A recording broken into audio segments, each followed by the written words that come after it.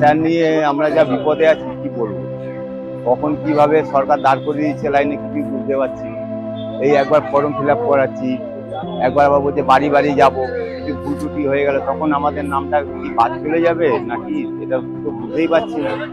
একবার ভোটের লাইনে দাঁড় করাবে, একবার এসআইআর, একবার নোটবন্দি, আমরা এখন সাধারণ মানুষ কোথায় যাবো?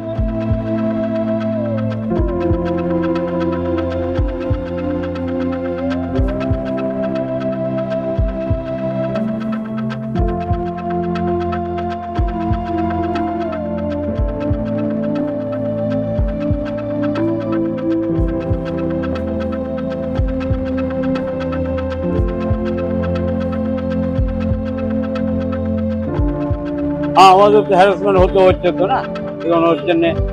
আমরা আজও পর্যন্ত যে যতবার ভোট দিয়েছি ততবার কিছু শুনিনি, কিন্তু এখন শুনছি এই সমস্ত হচ্ছে।